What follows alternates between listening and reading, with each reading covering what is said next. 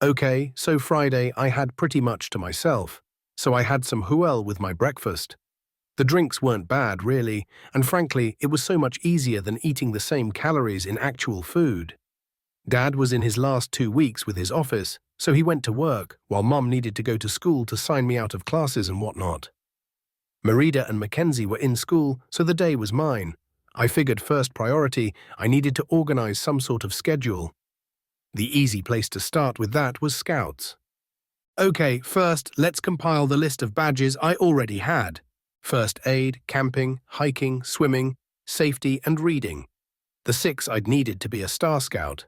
Okay, so just 132 badges left to get. Okay, this could be considered an issue.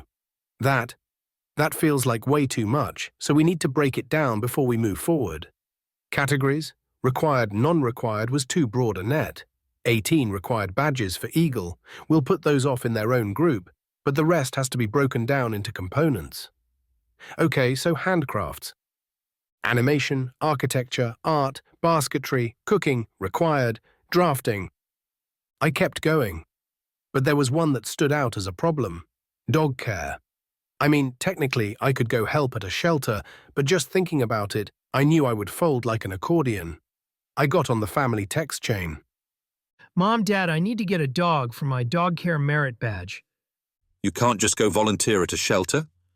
Dear heart, he swore to eradicate homelessness, revealed his superhero identity, and decided to found a business because he saw one homeless camp at a park. One dog, but it's on you. I'm not taking care of it. We're getting a dog. OMG, I turn off my cell phone for one class and y'all lose your minds. You have your cell phone on during class? Not important right now. We're getting a dog. There were a couple more comments, but Dad was leaving work early to help me go get a dog. It should be noted for the record that Mum was going to do it, but Dad responded about leaving work early first, before she could get a word in on it. The whole affair was sort of odd, because he kept saying how the dog wasn't his responsibility, but his actions were completely against that mantra. We stopped by the shelter, and it didn't take me long to find my dog. She was a husky pup, and while most puppies were either super excited or scared of the new person, she just sat very prim and proper, regally even. She didn't bark or wiggle. Those things were beneath her dignity. Oh yeah, that's my dog. Dog acquired. I figured we would just swing by Fred Meyer for some quick kibble, but oh no, Dad ixnayed that. And we ended up at PetSmart. Every time I tried to get something basic, Dad stepped in and upgraded. Simple leash and collar? Nope. Full harness with the premium leashes, the ones made from actual leather instead of the regular. Some puppy chow to get us started? Nope. He picked the most expensive kibble in the store. And he got the matching high-end dog food from the cooler that was actual meat and stuff. I managed to snag video of the cart and my dad agonizing over pet beds and which one was best for the princess. Princess would definitely be the name now, because her name on the paper had been Snowflake. And come on, people. Give your dog a name they can feel some pride in. Princess also got fully insured, signed up for puppy classes, and got a full grooming. The premier brushes for dogs with an undercoat. Even the toys. I swear to God, I never managed to put a single thing in the cart myself. 'Cause I'm not taking care of it. McKenna could not be stopped. Mum and Mackenzie were nearly peeing themselves with laughter at the whole experience. We wrapped up with Dad getting this insane doghouse and finally checked out, him admonishing me again that Princess was my responsibility, before getting to car and breaking out the backseat dog hammock he bought for her, along with a spare pet bed that seemed to exist just for the back of the van. I was nearly crying for holding back laughing. For what remained of the afternoon, I went online and checking Humble Bundle, I saw they had a ton of game development books and another bundle that was made up of videos. Awesome. So snatched those up. I also found some videos on dog training and the technical manuals. Tempting as it was to put Princess through her paces, she'd pretty much been in a shelter her whole life.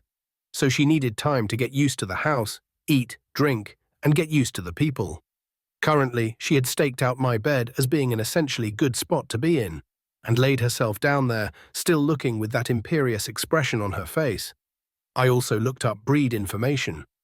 And apparently, I'd picked an incredibly smart breed, but they could be difficult to get control over and were not that food motivated.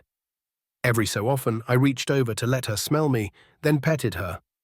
I kept this routine up until she didn't bother smelling and just let me pet. She eventually decided it was time to nap and walked up to where my pillows were and laid down to sleep. Well, I figure she'll let me know when she wants attention again.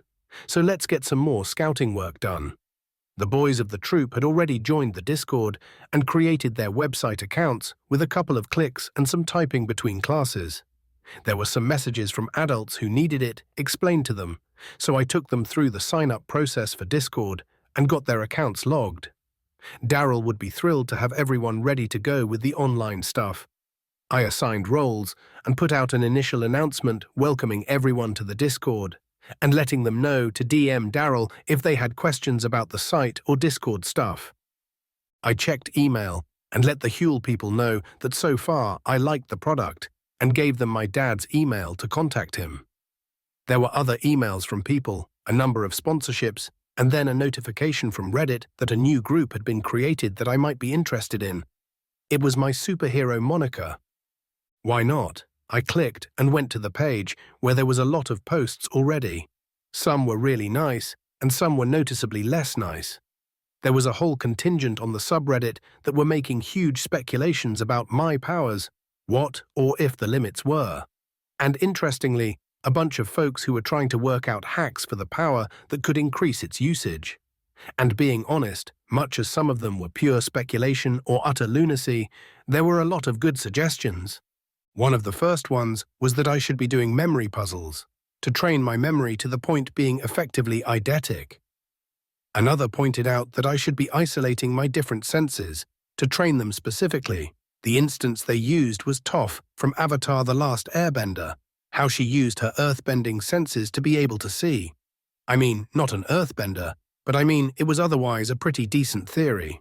I joined the subreddit and then looked up sensory isolation and learned something new. We do not have 5 senses. We also sense time, we sense temperature, where our body parts are without having to see them. There were a number. They could be improved. And that meant my power would affect them. Another person observed that while 7 minutes breath-holding was certainly interesting, that was nowhere near the record of almost a half hour. The largest breakdown was the body's instinct to try and breathe. Another noted I could learn to control my own heart rate, and that was rumored to be a key aspect in accessing chi manipulation. On that note, someone wrote that I should be learning a bunch of different martial arts, that I could even evolve my own unique style of martial arts from it.